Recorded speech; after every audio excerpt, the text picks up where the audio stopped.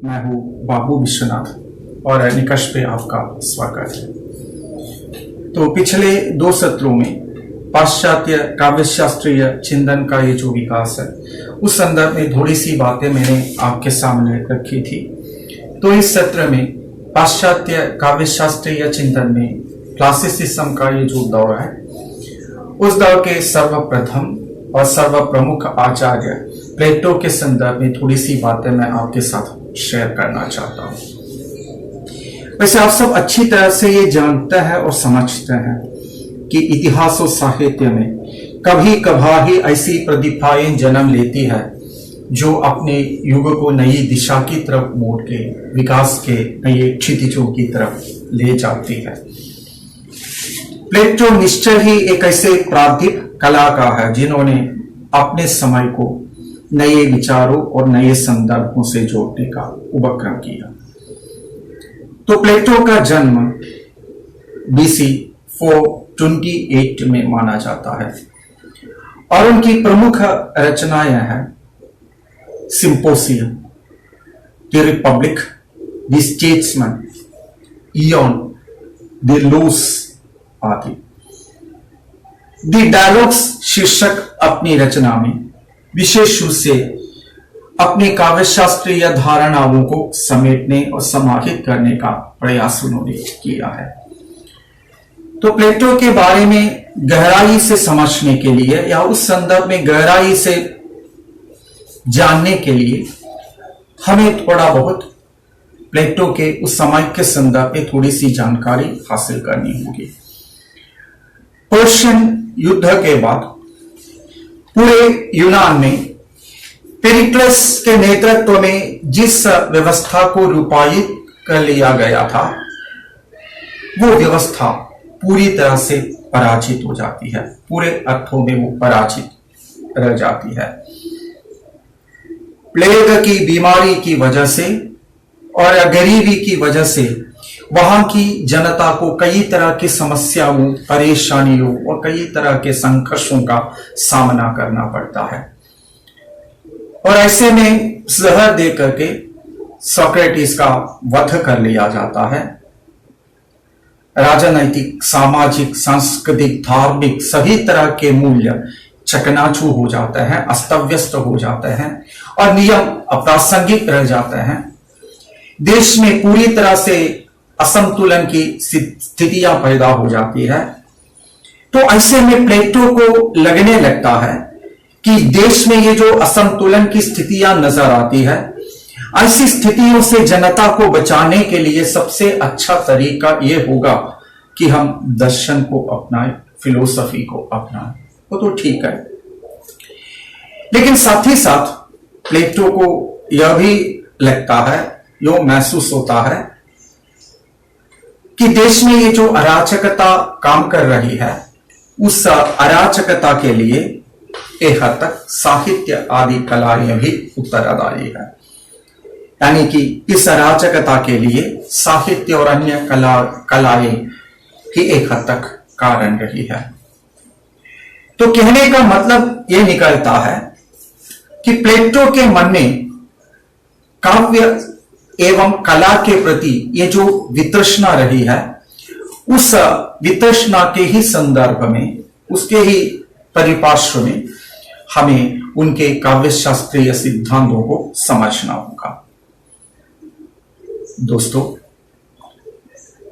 साहित्य एवं कला के प्रति प्लेटो के मन में ये जो वितृष्णा रही है उस वितृष्णा की वजह को जानने का प्रयास करते समय कुछ ऐसे पहलू वैसे ही हमारे सामने बड़ी सहजता से उपस्थित हो जाते हैं। तो सबसे पहले मैं ये कहना चाहता हूं कि प्लेटो ने प्रपंच एवं उसके यथार्थ पर विचार करने का प्रयास किया है। प्रपंच एवं उसके यथार्थ पर विचार करते हुए उन्होंने उस यथार्थ के 2 रूपों को हमारे सामने प्रस्तुत करने का प्रयास किया है। और यथार्थ का ये जो पहला स्वरूप है कि वो अपरिवर्तनीय रहता है, थोड़ा बहुत वो अलौकिक होता है, थोड़ा बहुत वो बौद्धिक होता है और वो इंद्रियातीत होता है, और प्लेटो ने उसे परम यथार्थ के रूप में स्वीकार किया है, यानी कि आदर्श से प्रभावित परम यथार्थ के रूप में, परम सत्ता के रूप में उन्होंने उसे स्वीकार किया है। और उस परम यथार्थ के अनुकरण में उसकी छायाओं के रूप में प्रत्यक्ष जगत में यथार्थ के भिन्न भिन्न रूप नजर आते हैं, और इन रूपों को उन्होंने सामान्य यथार्थ के विभिन्न रूपों के संदर्भ में स्वीकार किया है। कहने का मतलब यह होता है कि ये जो परम यथार्थ होता है उसके अनुकरण में उसकी छायाओं के रूप में प्रत्यक्ष जगत में यथार्थ के ये जो भिन्न भिन्न रूप नजर आते हैं, उन रूपों को उन्होंने सामान्य यथार्थ के विभिन्न रूपों के संदर्भ में स्वीकारने का प्रयास किया है। उसे थोड़ा अस्पष्ट कर लिया जाए तो सफेद रंग की बहुत सारी वस्तुएं हमें इस दुनिया में प्राप्त होती है, लेकिन सफेदपन से संबद्ध एक ही धारणा रहती है। उस धारणा को उन्होंने परम यथार्थ के रूप में स्वीकार किया है, यानी कि सफेदपन से संबद्ध एक ऐसा परम यथार्थ जो है कि वो काम कर रहा है, और उस परम यथार्थ की विभिन्न छायाओं के रूप में सफेद रंग की बहुत सारी वस्तुएं हमारे सामने दिखाई देती है, और वो सारी वस्तुएं सामान्य यथार्थ के भिन्न भिन्न रूप है। इस तरह से उन्होंने व्याख्यायित करने का प्रयास किया है। यथार्थ को उन्होंने इस संदर्भ में, इस रूप में हमारे सामने व्याख्यायित करने का प्रयास किया है। और जिस तरह से, जिस रूप में उन्होंने यथार्थ को व्याख्यायित करने का प्रयास किया है, उसी ढंग से उन्होंने समाज, जनता एवं उसकी चित्तवृत्तियों पर भी विचार करने का उपक्रम किया है। तो समाज का वर्गीकरण करते हुए, या समाज की वो जो जनता है उसका वर्गीकरण करते हुए, विशेष से जनता को उन्होंने 3 संवर्गों में रखने का प्रयास किया है। पहले वर्ग में रूलर्स अथवा शासक आ जाते हैं, और दूसरे वर्ग में वॉरियर्स अथवा योद्धा आ जाते हैं, और तीसरे वर्ग में आर्टिसंस अथवा ये जो कलाकार है कि वो आ जाते हैं। और पहले वर्ग में ये जो रूलर्स आते हैं उनकी सबसे बड़ी विशेषता यह रहती है कि वो युक्ति के आधार पर सोचते हैं। सामने जो भी चीजें आ रही है, सामने जो भी विचार आ जाता है, उन पर युक्ति के संदर्भ में, युक्ति के आधार पर वो लोग सोचते हैं और इस संदर्भ में निर्णय लेते हैं, और इस ढंग से सामाजिक संरचना में वो अपनी भूमिका अदा करते हैं। और इसके ऊपर दूसरे वर्ग में ये जो वॉरियर्स आता है, ये जो योद्धा आता है, उनकी खासियत यह रहती है कि वो लोग दिमागी स्तर पर सोचने वाले होते हैं। जैसे कि मैंने कहा कि सामने जो भी आता है उस संदर्भ में बौद्धिक स्तर पर, दिमागी स्तर पर ये लोग सोचते हैं और अपने निष्कर्षों पर पहुंचते हैं और अपने ढंग से सामाजिक निर्माण में भूमिका अदा करते हैं या अंशदान देते रहते हैं। और तीसरे वर्ग में ये जो आर्टिसंस आते हैं, कलाकार आते हैं, उनका संबंध वासनाओं, कामनाओं के साथ रहता है। यानी कि उनके मन में बहुत सारी इच्छाएं, बहुत सारी आकांक्षाएं रहती है, और वो आकांक्षाएं, इच्छाएं निरंतर बदलती रहती है, और इनके निरंतर बदलते रहने की वजह से समाज निर्माण में कलाकारों की ऐसी कोई भूमिका बनती नहीं है। तो प्लेटो ने कहा है, राष्ट्र निर्माण में और चरित्र निर्माण में जिनकी तरफ से कोई भूमिका नहीं बनती है, इस समाज में रहने का कोई अधिकार उनके लिए नहीं है। तो उन्होंने साथ में यह भी जोड़ दिया कि ऐसे लोगों को हमें इस कॉमनवेल्थ में से, यानी कि प्लेटो ने राष्ट्र के अर्थ में कॉमनवेल्थ शब्द का प्रयोग किया है, और विशेष रूप से रिपब्लिक शीर्षक अपनी रचना में उसका प्रयोग उन्होंने किया है। तो उन्होंने कहा कि अपने इस कॉमनवेल्थ में से ऐसे लोगों को हमें भगा देना चाहिए, यानी कि कलाकारों, साहित्यकारों को इस समाज में रहने का कोई अधिकार नहीं है, तो उन लोगों को यहां से हमें भगा देना चाहिए। तो आपको थोड़ा ये मालूम हो गया होगा कि प्लेटो के दिल में कलाकारों, साहित्यकारों के प्रति कितनी वो जो वितृष्णा है कि वो काम कर रही है। जो भी हो, उन्होंने अनुकरण के संदर्भ में जो बातें हमारे सामने रखी है, यथार्थ के संदर्भ में जो बातें हमारे सामने रखी है, और समाज एवं जनता के संदर्भ में और उनकी चित्तवृत्तियों के संदर्भ में जो बातें हमारे सामने रखी है, उस संदर्भ में हम प्लेटो के अनुकरण सिद्धांत पर विचार कर सकते हैं। तो पाश्चात्य काव्य शास्त्रीय चिंतन में प्लेटो के अनुकरण सिद्धांत का बहुत बड़ा महत्व होता है, यानी कि उन्होंने बहुत ही विश्लेषणात्मक अंदाज में इस अनुकरण सिद्धांत पर बल देने का उपक्रम किया है, प्रयास किया है या कोशिश की है। तो प्लेटो का ये जो अनुकरण सिद्धांत है, उसकी एक ऐसी रूपरेखा बनाई जा सकती है, जैसे कि सबसे पहले आइडिया यानी कि वो आदर्श यथा वो आता है, और उसके उपरांत इमिटेशन अर्थात अनुकरण आ जाता है। फिर उसके बाद ये जो थिंग वस्तु आ जाती है, और उसके उपरांत उससे वो अनुकरण इमिटेशन आ जाता है, और अंत में आर्ट या कला आ जाती है, या लिटरेचर या साहित्य आ जाता है, यानी कि एक श्रृंखला के रूप में ये आगे बढ़ रहा है। तो उसे थोड़ा मैं स्पष्ट करना चाहूंगा। दोस्तों, दुनिया में कोई वस्तु अचानक से एक दिन हमारे सामने आती नहीं है, लेकिन उस वस्तु से संबद्ध आशय सबसे पहले समाज में आता है, या दुनिया में आता है, या यही हमारे यहां आ जाता है, और फिर उसके अनुकरण में वस्तु बनाई जाती है। फिर उस वस्तु के अनुकरण में कलाएं हमारे सामने आती है, और ये जो साहित्य है कि वो हमारे सामने आता है।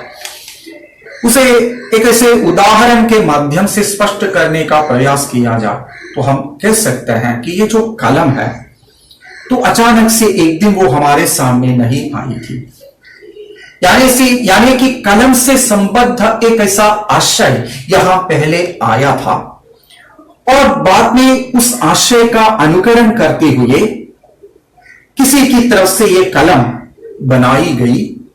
फिर उस कलम का अनुकरण करते हुए चित्रकला में उसकी वो जो तस्वीर खींची गई, और साहित्य में उसकी विशिष्टताओं को लेकर के बहुत सारी बातें बताई गई। यानी कि आशय के रूप में कोई वस्तु सबसे पहले यहां आती है, फिर उस आशय से क्या है कि प्रत्यक्ष जगत में उस वस्तु का निर्माण किया जाता है, और बाद में उस वस्तु से क्या है कि कला एवं साहित्य का जन्म होता है। तो प्लेटो ने कहा कि इस परिप्रेक्ष्य में विचार कर लिया जाए तो हम ये कह सकते हैं कि कला अनुकरण का अनुकरण है, यानी कि ये जो परम यथार्थ होता है उसके अनुकरण में सामान्य यथार्थ हमारे सामने आ रहा है, और फिर उस सामान्य यथार्थ के अनुकरण में कला हमारे सामने आती है और साहित्य हमारे सामने आ रहा है। इस रूप में उन्होंने उसे व्याख्यायित करने का प्रयास किया। इसलिए उन्होंने साहित्य के संदर्भ में, कला के संदर्भ में यह बताने की चेष्टा की कि ये जो आर्ट है that is twice remove from reality, art that is two step far from the reality, यानी कि कला वास्तविकता से दो कदम दूर खड़ी हो जाती है। यानी कि कला का ये जो महत्व है कि वो समाज में उतना होता नहीं है, और उस बारे में ज्यादा माथापच्ची करने की ऐसी कोई आवश्यकता नहीं है, और कला की विशेषताएं जो है कि वो सामान्य हुआ करती है, और मानव मन की चेतना को बदलने की ऐसी कोई शक्ति कला में नजर नहीं आती है। इसलिए कला पर ज्यादा बहस करना वो व्यर्थ होता है, ऐसा उन्होंने कहा। ठीक है कि जैसे कि मैंने पहले बता दिया कि कला के प्रति प्लेटो के मन में ये जो वितृष्णा है कि वो काम कर रही है, लेकिन इसका मतलब कदापि यह नहीं कि उन्होंने कला एवं साहित्य को उपेक्षा की दृष्टि से देखा। ऐसा नहीं है। यानी कि उन्होंने अपने काव्य शास्त्रीय चिंतन के परिप्रेक्ष्य में 3 बिंदुओं पर, 3 तत्वों पर बल देने का उपक्रम किया है। यानी कि 3 संदर्भों को, 3 एलिमेंट्स को विशेष रूप से उन्होंने अपने काव्य शास्त्रीय चिंतन के आधारों के रूप में स्वीकारने का उपक्रम किया, प्रयास किया। और वो जो 3 तत्व है, वो 3 बिंदु हैं, काव्य, नाटक और शैली। इन तीनों को उन्होंने विशेष रूप से यानी कि अपने विचारों के केंद्र में रखा है। तो सबसे पहले मैं काव्य को लेना पसंद कर रहा हूं, उसे लेकर के थोड़ी सी बातें मैं आपके सामने रखना चाहता हूं। ऐसे पहले से ही मैंने कहा कि काव्य के प्रति प्लेटो के दिल में वैसी कोई दिलचस्पी नहीं है, लेकिन इस संदर्भ में प्लेटो इसके कारणों को लेकर के विचार कर रहा है। यानी कि क्यों उनके मन में कला के प्रति वैसी कोई दिलचस्पी नहीं है, उसका कारण क्या है, उसकी वजह क्या है, उस पर विचार करने का प्रयास जो है कि वो इस प्रकरण में कर रहे हैं। और वो बता रहे हैं कि आत्मा की तीव्रता की वजह से एक ऐसे विशिष्ट क्षण में कला की उत्पत्ति होती है। यानी कि कला का संबंध, मतलब काव्य का संबंध आत्मा की तीव्रता के साथ है और एक ऐसे विशिष्ट क्षण के साथ है। इसका मतलब यह निकलता है कि कला का संबंध भावना के साथ है। कला या काव्य जो है कि वो भावात्मक होता है, वो भावना की उपज होता है। इस रूप में उन्होंने उसे देखने का प्रयास किया था। और साथ में उन्होंने यह भी जोड़ा है कि ठीक है कि काव्य कुछ समय के लिए मनोरंजन की स्थितियों से हमें जोड़ देता है और हमारे वास्तविक जीवन की ये जो परेशानियां रहती है और हमारी ये जो अशक्तताएं रहती है कि उनको भूलने के लिए कुछ क्षणों के लिए जो काव्य है कि वो कारण बनता है, वो सारी बातें सही है। लेकिन सच्चाई तो यह है कि काव्य की वजह से हमारी ऐसी कोई नई जीवन दृष्टि नहीं बनती है। और साथ ही साथ उन्होंने यह भी जोड़ दिया कि जीवन के प्रति हमारा ये जो दृष्टिकोण है कि उस दृष्टिकोण में आत्यंतिक तौर पर ऐसा कोई परिवर्तन क्या है कि काव्य की वजह से संभव नहीं हो पाता है। इसलिए काव्य का उतना महत्व नहीं होता और केवल वो भावात्मक या भावनात्मक कहा जा सकता है। और इस संदर्भ में उन्होंने यह भी कहा है कि काव्य का ये जो विषय है कि उसको उसी रूप में स्वीकारने की कोई आवश्यकता नहीं है या हमें ऐसा नहीं करना चाहिए। उन्होंने कहा कि उस विषय वस्तु के संदर्भ में हमें सोचना चाहिए युक्ति के बल पर, या ये जो रीजन है कि उसके आधार पर हमें सोचना चाहिए। तो हमें धीरे धीरे पता चलेगा कि ये जो विषय है कि वो हल्का होता है और उसका कोई मतलब नहीं निकलता है। इसका पूरा का पूरा पता हमें अपने आप चलेगा, यही उनका विश्वास है। और साथ में उन्होंने यह भी कहा कि छंद एवं संकेत में काव्य की वो जो शक्ति है कि वो मौजूद रहती है। तो जरा काव्य को संकेत से और छंद से अलग करके देखा जाए तो हमें पता चलेगा कि ये जो काव्य है कि वो शून्य होता है और उसमें विशेष रूप से दिखाने के लिए कुछ भी नहीं रहता। ठीक है, तो इसी तरह से उन्होंने काव्य के संदर्भ में अपने उस विचारों को अभिव्यक्त किया है। और इस संदर्भ में दूसरे बिंदु के रूप में उन्होंने यही कहा है कि ठीक है कि कविता हमारी भावनाओं को तृप्त करती है, इसमें कोई संदेह नहीं है। हमारी भावनाओं को पूरी तरह से क्या है कि वो तृप्त कर रही है, लेकिन हमारी युक्ति को तृप्त करने की वैसी कोई शक्ति, वैसी कोई दक्षता काव्य में दिखाई नहीं देती है। उसे उन्होंने और एक ढंग से समझाने का कार्य किया है। ठीक है कि दूसरों की ये जो परेशानियां रहती है, उन परेशानियों के संदर्भ में हमारे मन में काव्य की वजह से क्या है कि एक ऐसी सहानुभूति पैदा होती है, ये सही है, और उस तरह की सहानुभूति का होना वो ठीक भी है। लेकिन प्लेटो आगे ये कह रहे हैं कि दूसरों की संवेदनाओं को लेकर के, दूसरों की परेशानियों को लेकर के जिन व्यक्तियों के मन में काफी सहानुभूति रहती है, ऐसा नहीं कहा जा सकता कि उनका दृष्टिकोण पूरी तरह से सकारात्मक है। यानी कि जो लोग निरंतर दूसरों की परेशानियों में सहानुभूति दिखाते रहते हैं, वस्तुतः उनकी अपनी संवेदनाओं पर नियंत्रण लाना उनके लिए मुश्किल हो जाता है। यानी कि खुद अपनी संवेदनाओं पर नियंत्रण लाने की शक्ति जो है कि उसे उतनी वो होती नहीं है। यानी कि निरंतर दूसरों के प्रति सहानुभूति दिखाने का परिणाम यह निकलता है कि खुद अपनी संवेदनाओं पर नियंत्रण लाने की वो जो शक्ति है कि इसकी वजह से थोड़ी सी वो क्षीण पड़ जाती है। तो काव्य में इसकी बहुत सारी संभावनाएं बनी रहती है। इसलिए काव्य में जो संवेदनाएं चित्रित है, काव्य में ये जो भावनाएं चित्रित है, उन भावनाओं को और उन संवेदनाओं को जीवन के साथ जोड़ करके देखना किसी भी हालत में सही नहीं होगा। यानी कि युक्ति को, यानी कि जीवन के संदर्भ में और जीवन की वास्तविकताओं के संदर्भ में हमारे मन में ये जो सवाल उठते हैं, उन सवालों के लिए कोई जवाब काव्य में हमें प्राप्त नहीं होता है।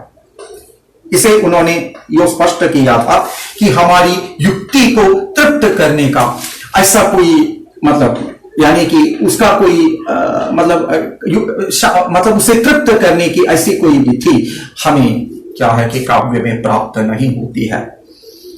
ठीक है कि उन्होंने काव्य पर एक तीसरा आरोप यह लगाया कि काव्य का नैतिकता के साथ कोई संबंध नहीं है, बल्कि राष्ट्र में नैतिकता का महत्व जो है कि बहुत ज्यादा रहता है। नैतिक मूल्य जो है कि वो बहुत ज्यादा महत्वपूर्ण हो जाते हैं, और नैतिक मूल्यों पे बल देना किसी भी राष्ट्र की उन्नति के लिए अनिवार्य होता है। लेकिन काव्य का नैतिकता के साथ कोई संबंध नजर नहीं आता है। उसे उन्होंने और स्पष्ट करने का प्रयास किया भी है, जैसे कि उन्होंने बताया, ठीक है ना, कि काव्य में गलत स्थितियों और गलत संदर्भों को अपनाया जाता है। उसे आगे स्पष्ट कर लिया जाए तो सद्गुणों से संपन्न किसी व्यक्ति को काव्य में दुर्गुण व्यक्ति के रूप में, यानी कि दुर्गुणों से युक्त व्यक्ति के रूप में पेश किया जाता है, प्रस्तुत किया जाता है। यानी कि सत व्यक्ति को वहां दुष्ट व्यक्ति के रूप में पेश किया जाता है। और यही नहीं, बहुत से लोग समाज में समादरणीय रहते हैं, तो ऐसे व्यक्तियों को गलत संदर्भों में, व्यंग्यात्मक स्थितियों में काव्य में पेश किया जाता है। यानी कि सामान्यतः समाज में उनका वो जो आदर रहता है, उनकी वो जो इज्जत है कि वो रहती है, तो ऐसे लोगों को काव्य में व्यंग्यात्मक स्थितियों में, हास्यात्मक स्थितियों में पेश किया जाता है। ये गलत है।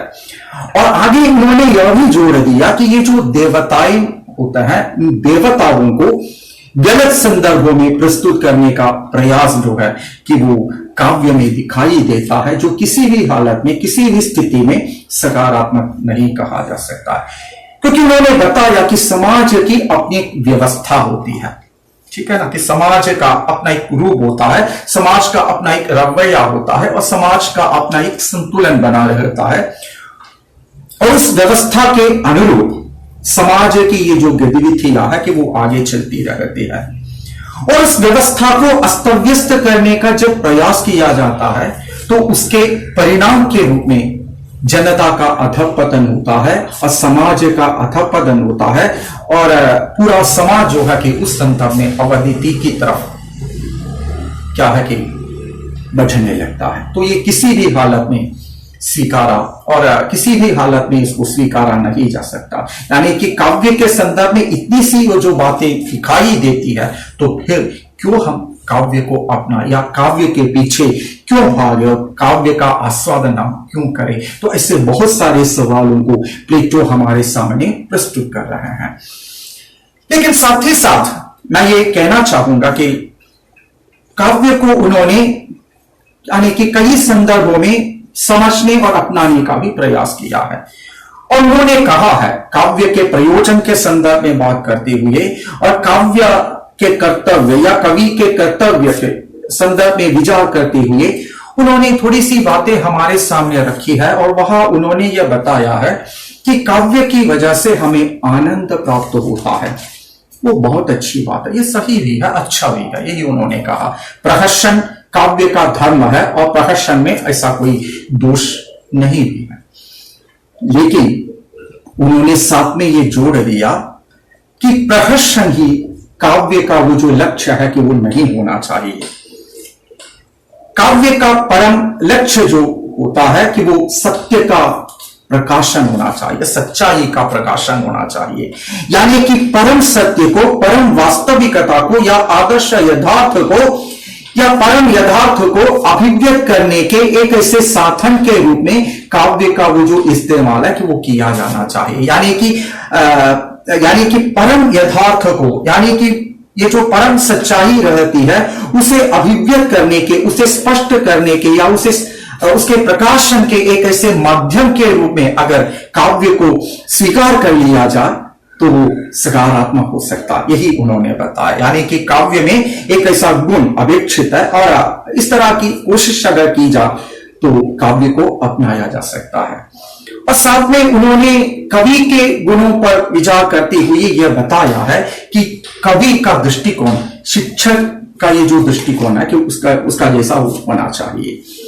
यानी कि जिस तरह से कोई शिक्षक अपने छात्रों को सद्वृत्तियों के लिए क्या है कि प्रेरित कर देता है और जिस तरह से कोई शिक्षक अपने छात्रों को नया रास्ता दिखाता है, नए संदर्भों से परिचित कराता है, ठीक उसी तरह से कवि को चाहिए कि अनुवाचकों को नए यथार्थों से परिचित करा, या जीवन की कुछ ऐसी नई वास्तविकताओं से क्या है कि अनुवाचकों को वो परिचित करा। लेकिन अफसोस की बात यह है कि कवियों में इतनी वो जो सामर्थ्य है कि हमें देखने को नहीं मिलती। लेकिन कवियों का ये जो प्रयत्न है कि वो उस दिशा की तरफ होना चाहिए। अगर कोई कवि इस तरह से कुछ कर पाता है तो उस कवि को अपनाने में कवि को यानी कि प्लेटो को ऐसी कोई परेशानी नहीं रहती है। ऐसे कवियों को स्वीकारने के लिए वो पूरी तरह से तैयार हो जाते हैं। देखिए प्लेटो उस समय में यह महसूस कर रहे थे कि काव्य में ऐसी ये जो क्षमताएं हैं कि वो नजर नहीं आती, इसलिए अपने इस कॉमनवेल्थ में फिलहाल जो है कि मैं काव्य को स्वीकार नहीं कर पा रहा हूं। तो ठीक है कि मैंने बताया था कि प्लेटो ने 3 बिंदुओं को लेकर के उस पर विचार करने का प्रयास किया है। तो पहला बिंदु जो है कि वो काव्य के संदर्भ में सामने आता है और दूसरा ये जो बिंदु है कि वो नाटक को लेकर के हमारे सामने आ रहा है। यानी कि प्लेटो ने काव्य शास्त्र के संदर्भ में अपने विचारों को थोड़ा बहुत नाट्य रचनाओं के संदर्भ में भी हमारे सामने प्रस्तुत करने का प्रयास किया है।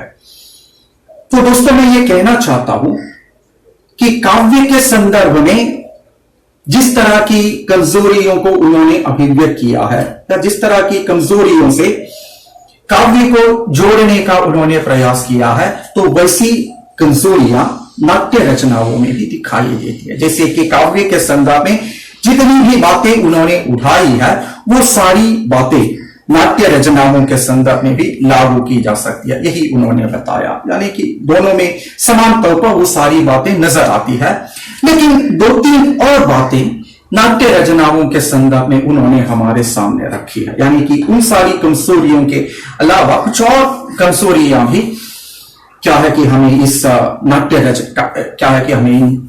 रचनाओं में प्राप्त होती है। तो सबसे पहले उन्होंने ये कहा, मानव मन के कुछ ऐसे बेसिक इंस्टिंक्ट्स होते हैं, यानी कि हमारे मन में कुछ ऐसी मौलिक वृत्तियां काम कर रही है, ये जो आदि चेतनाएं काम कर रही है, और उन चेतनाओं को उसी रूप में बनाए रखना हमारे लिए अनिवार्य होता। बस केवल व्यक्ति के लिए नहीं बल्कि समाज की उन्नति के लिए भी ये अनिवार्य माना जाता। यानी कि ममता, वात्सल्य, प्रेम, करुणा, दया जैसी ये जो चेतनाएं हैं, उन चेतनाओं को बनाए रखना किसी भी समाज के विकास के लिए अनिवार्य माना जाता है। लेकिन अफसोस की बात यह है कि वो जो नाट्य रचनाएं होती है, वो रचनाएं हमारी आदि चेतनाओं को प्रभावित करती है, नकारात्मक तौर पर वो प्रभावित करती है। यानी कि हमारी ये जो मौलिक वृत्तियां होती है, ये जो चेतनाएं रहती है, प्रेरणाएं रहती है, उनके बीच में एक ऐसा अनुपात काम कर रहा है। उस अनुपात को पूरी तरह से तहस नहस करने का ये जो प्रयास है कि वो नाट्य रचनाएं करती है। मतलब नाट्य रचनाओं का आस्वादन जब किया जाता है तो सीधे उनका वो जो प्रभाव है कि वो हमारी आदि चेतनाओं पर पड़ता है और हमारी मनस्थितियों में ये जो संतुलन काम कर रहा है कि वो संतुलन पूरी तरह से बिगड़ जाता है।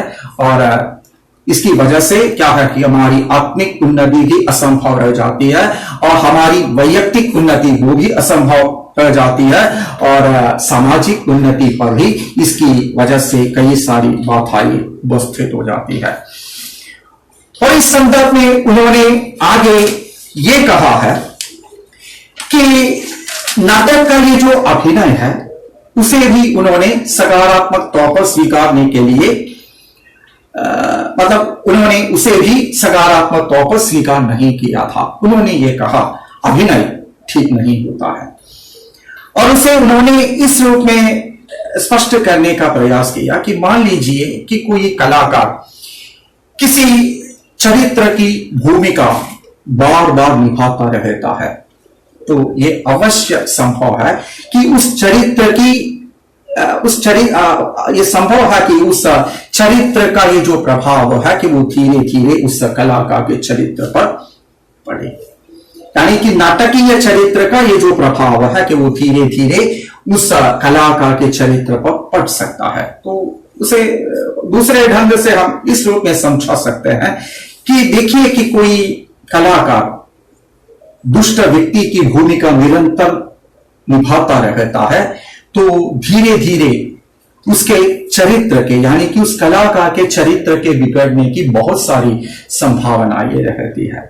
यानी कि उस नाटकीय चरित्र का ये जो प्रभाव है कि वो जरूर उस कलाकार के चरित्र पे आएगा और धीरे धीरे उसका वो जो चरित्र है कि वो बिगड़ जाएगा और उसकी संभावनाओं को हम अनदेखा नहीं कर सकते हैं। यही प्लेटो की मान्यता रही है, यही उनका वो विश्वास रहा है।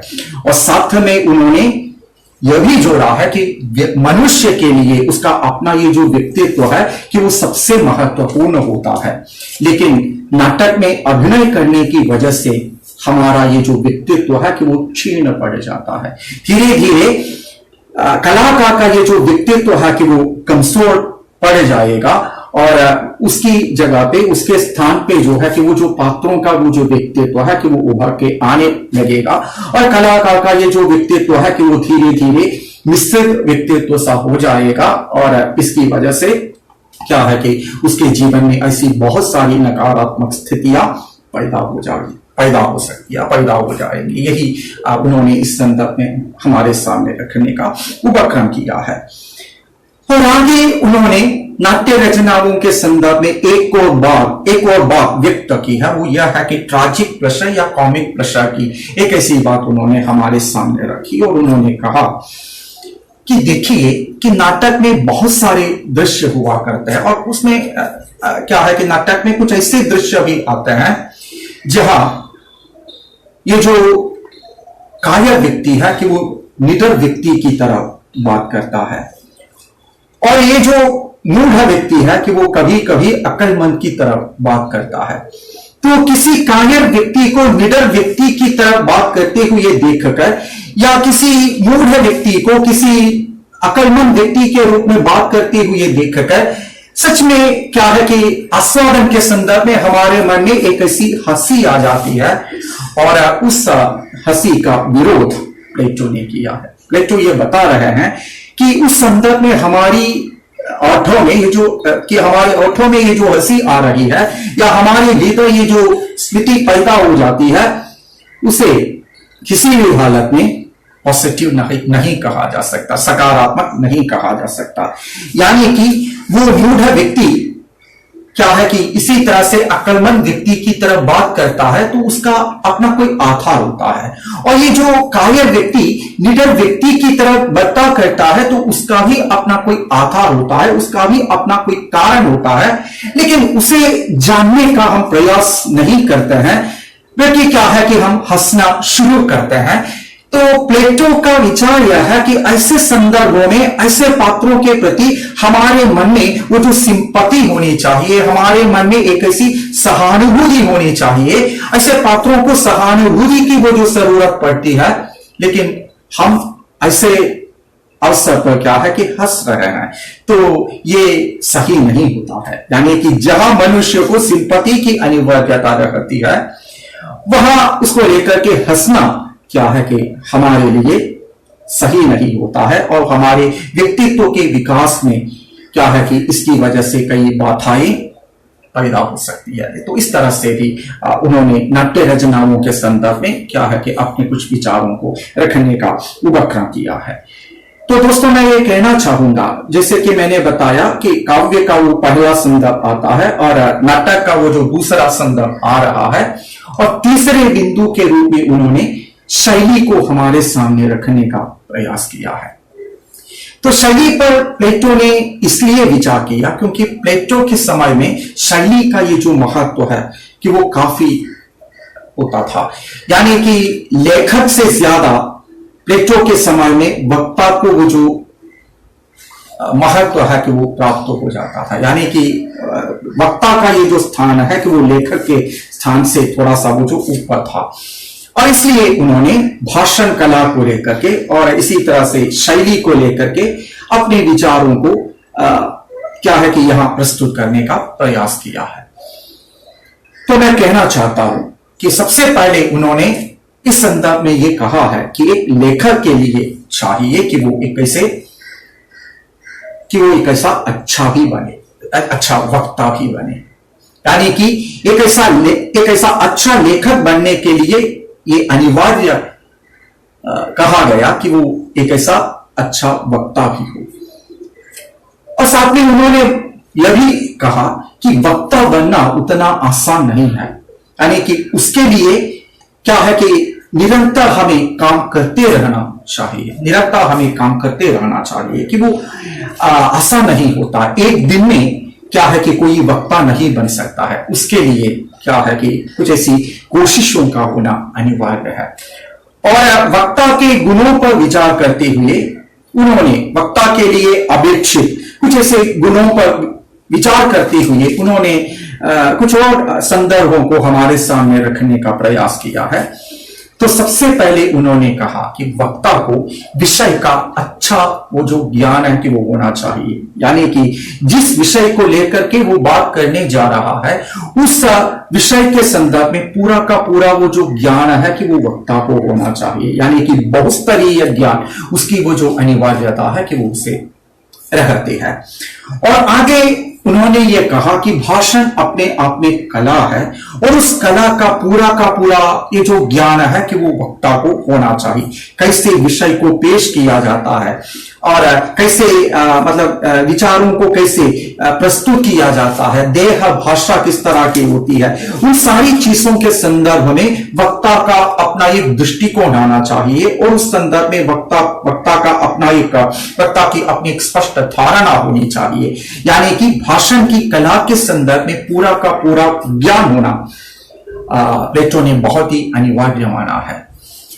और आगे उन्होंने ये कहा है कि जैसे कि मैंने पहले कहा कि एक दिन में कोई वक्ता नहीं बनता है, उसके लिए काम करते रहने की आवश्यकता है, और प्लेटो ने उस पर बल दिया है। उन्होंने कहा है कि वक्ता को चाहिए कि वो निरंतर अभ्यास करता रहे। ठीक है, यानी कि निरंतर अभ्यास करते रहने से ही कोई अच्छा वो जो वक्ता है कि वो बनता है।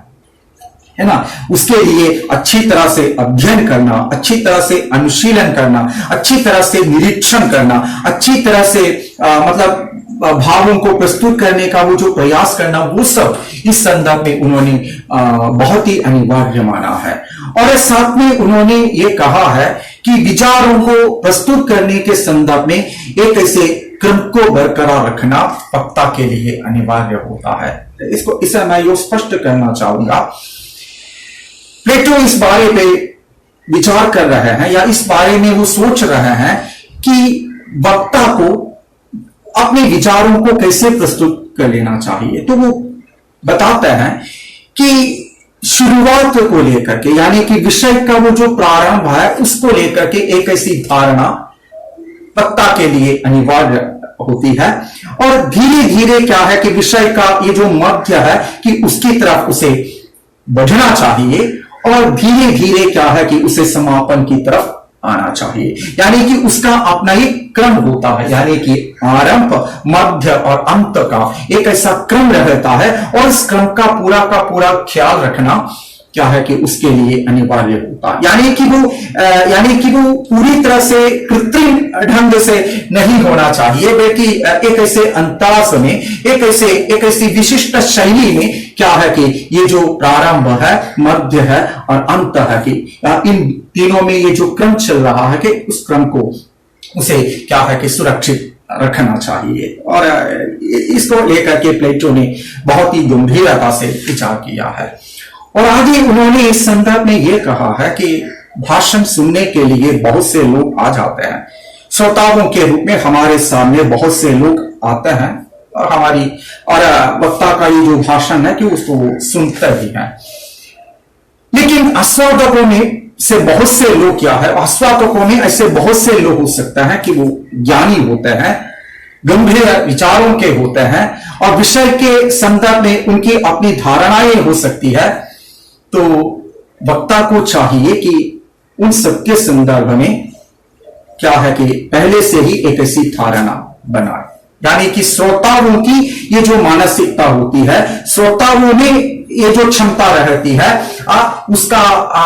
उसे पूरी तरह से समझकर, उसे पूरी तरह से समझते हुए उसके या उनके प्रति न्याय करना क्या है कि वक्ता के लिए अनिवार्य हो जाता है। यानी कि उनकी मानसिकता को पूरी तरह से समझने की एक ऐसी दक्षता जैसे कि वक्ता में होनी चाहिए। इस बात पर भी वो बल दे रहा है। और इस संदर्भ में अंत में प्लेटो ने यह कहा कि ये जो ह्यूमन साइकोलॉजी है, मानव का ये जो मनोविज्ञान है, उसका भी थोड़ा बहुत ख्याल वक्ता को रखना चाहिए। यानी कि मनुष्य की मानसिकता किस तरह की होती है, और मनुष्य का ये जो मनोविज्ञान है कि वो किस तरह का रहता है, उस बारे में थोड़ा बहुत ये जो अंदाजा है कि वो वक्ता को होना चाहिए। तो इस तरह से शैली को लेकर के, भाषण कला को लेकर के, वक्ता को लेकर के बहुत सी बातें प्लेटो ने हमारे सामने रखी है,